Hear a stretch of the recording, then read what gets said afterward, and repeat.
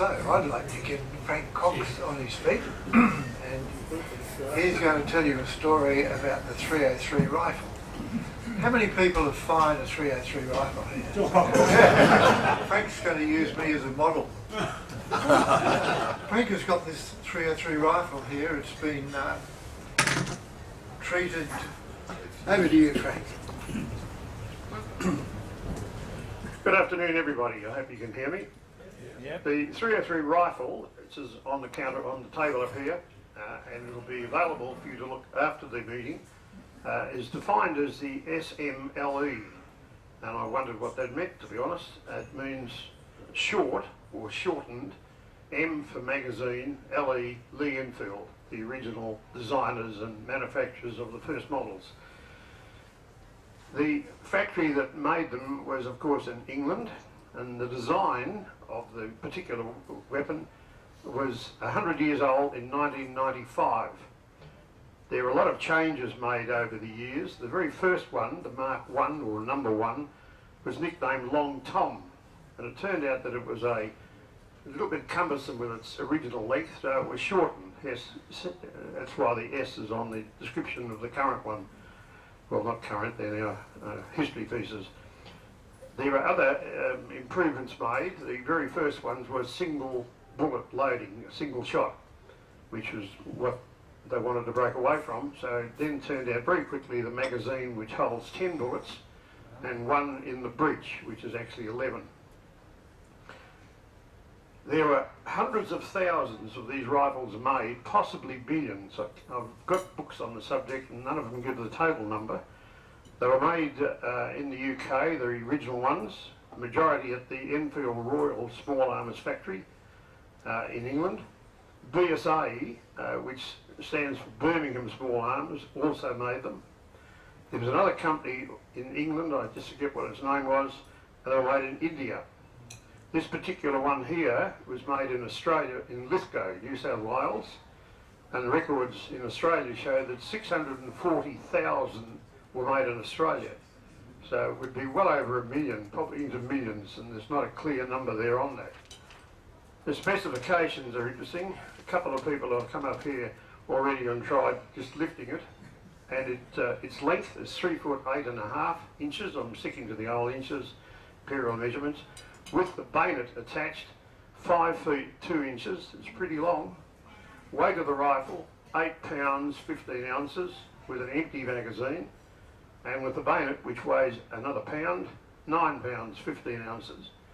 So anyone that's shouldered them, you'll remember they were pretty heavy to manage. In 1943, they cost £9 10 shillings each.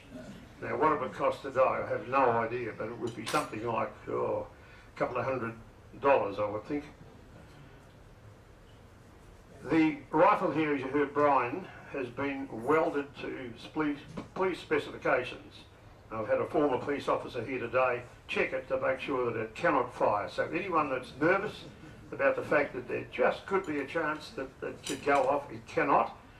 The worst thing it could do, you could drop it on your foot and it would break your foot. It's that heavy, so don't do that. There's another edict that came out of training with them, that if you're on parade and accidentally dropped it, the drill was to pretend you fainted and fall on it, because if you didn't, the Sergeant Major or whoever would get quite excited. And I heard one or two say that, they remember that too. What a pity that all the rifles in the world, the Kalashnikovs and the whole lot of them, are not all welded. But that's just an impossible dream, apparently.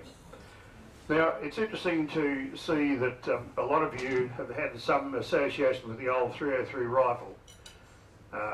You may have drilled with them, you may have fired them on rifle range after the war. I certainly had one issued to me in 1952 at Pearce as a national serviceman, but more of that a bit later. Who actually drilled with these rifles? Let me see a show of hands. Who did? Oh, just about all of you. Goodness. Okay. I better not make any mistakes here. Something was very interesting. Barry Foster, who sits at our table, dropped at my home through the week a book put out by the RAAF in September 1943, Standard Gunnery Notes for Aircrew. And would you believe the first weapon described in these pages is the 303, the SMLE 303. There's other pistols, flare pistols, machine guns, the whole lot in here. It's a very old book and very delicate, so please treat it with care when you come and have a look. A far more modern one put out by the Lithgow factory in New South Wales is here, which covers the 303 number 1 SMLE marks 3 and 4, I suppose. It's got part numbers and drawings and descriptions and all that. If you're interested, have a look after the meeting and take it from there. So if you drill with these rifles, you'll appreciate what's to follow very, very shortly. But I'll just explain a little bit of the history of this particular rifle. I've had it for many years that I used to carry in my Jeep as a sort of a prop and a bit of backup to what the Jeeps used to have. And engraved into the butt of the rifle is a West Australian Army number. By connection with the Army Museum of WA, they found out who the owner was back in the war days. And I tracked him down, and I made a bit of a mistake there because I was doing business somewhere around town. I called by his house. I'm going to keep his name out of it because it wouldn't be fair to let this get out all over the place. If anyone's really, really keen to find out, sue me afterwards. And what happened, this particular soldier, let's call him Soldier X, was in Darwin at the time of the first Japanese air raids. He was up a wooden tower as a sort of a lookout type situation, looking for the enemy yet to come. And when they did come, everybody thought for a few minutes that it was our own aircraft, not the enemy. But when the bombs started dropping in the harbour, it really occurred to them that this was not a practice because there were fires and smoke and the rest of it. Our friend carved his number into the rifle, got so excited that when he went to pick his rifle up, he fumbled it and dropped it from the tower. So it fell about 20 feet onto the ground, and he started the war in defence of Darwin that way. He was stuck up a wooden tower with no rifle, it's on the ground under him. He told me that the sergeant at the time wasn't impressed with this, and when I showed up with the rifle to say, "Is this yours?" he thought I was a Commonwealth police or military police there arresting. It was an unfortunate episode. I thought it would be a story worthy of the newspapers. The West Australia didn't show, but the Sunday Times did. And he wrote the whole story, took a lot of photos, but said, "What a shame this won't appear." I said, "What do you mean?"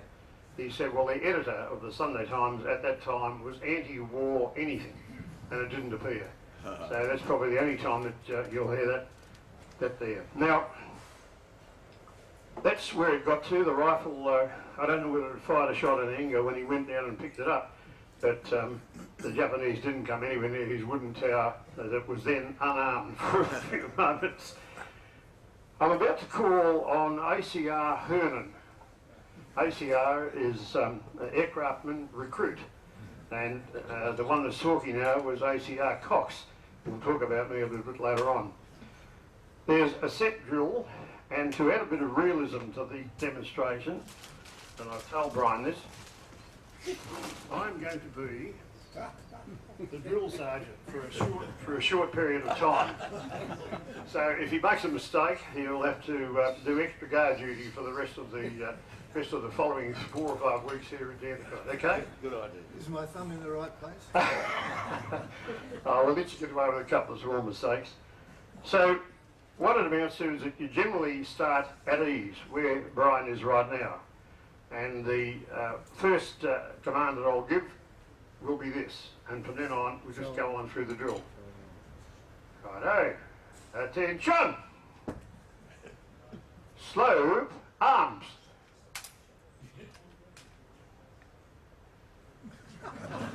Just about to break his arm then. More to come. Present arms. Look at that, very smart. You could just about have the Queen looking at all that, couldn't we? Shoulder arms. Order arms. And stand at ease. What about some applause for that? Step Okay, thanks for that. Now, the next one we're heading on for a little, I don't really need a sergeant's hat for this, but I think I'll leave it for now. Steve Rogers. Now, Steve, as you know, does a great job in introducing this particular day.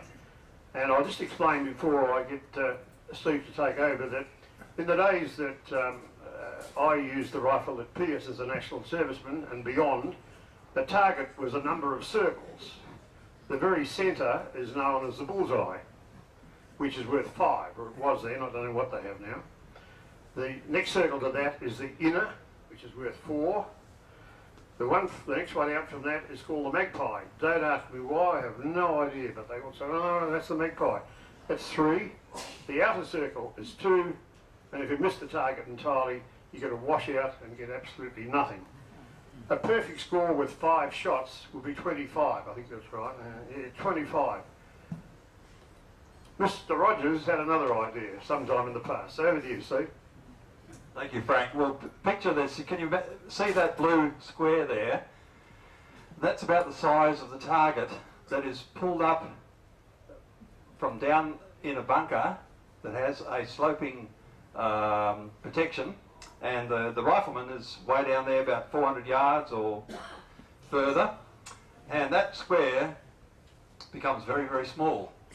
And the idea is that you shoot, and the guys in the bunker pull this big canvas thing down, put a little marker in there, run it up, and the spotter with the telescope says, he got a 5, and that's how it runs. Well, I was a cocky country kid, about 15 years of age, in competition with the local town constable, and we were both pretty even in our scores. The prize was the President's Trophy of this club. And what happens is that I won the President's Trophy, and I'll tell you how. Not through great marksmanship, but my last shot hit the top of the bunker, which was gravel, and took out the entire target. They couldn't score it because everything was gone. That's my story with the Lee-Enfield, except for ringing in the ears that persists to this day.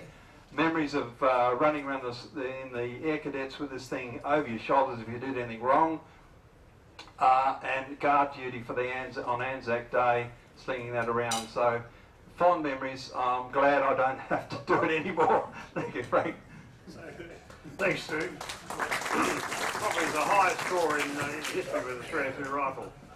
Okay, we'll finish off with my story of on guard duty at Pearce, 1952. I'll just put the rifle down, just get the rifle fixed with a bayonet. I'll have to do this demonstration without the microphone, so I'll call as loud as I can. Just a couple of things to describe first of all. The little boss that sits on the end of the rifle cap at the very front is called the bayonet boss, and the bayonet has a ring that goes around that boss. That's why I was having trouble fitting it. They're probably not matched. Mine in National Service certainly wasn't matched, because with the bayonet clipped on like that, it used to rattle, a real rattle.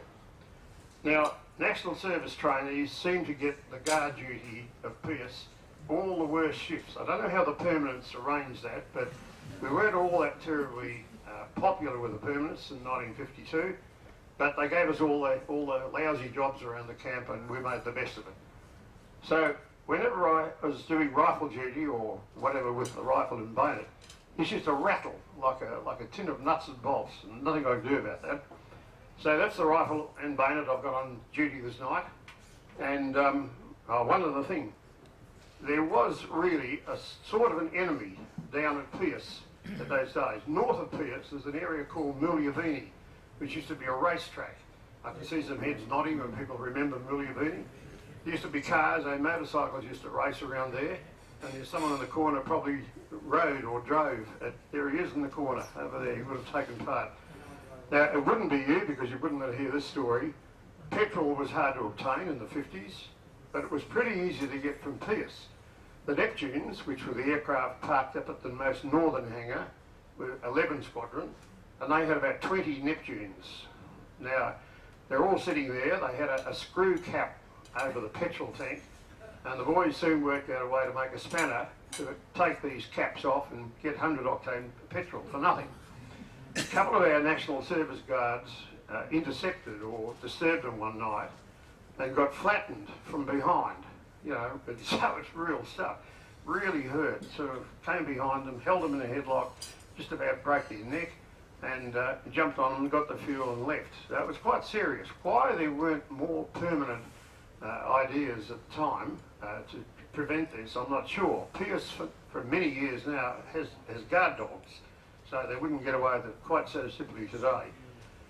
There was we had a special little key that we used to carry, and you put this key in these little slots around different buildings, like a Bundy key, I think it might have been.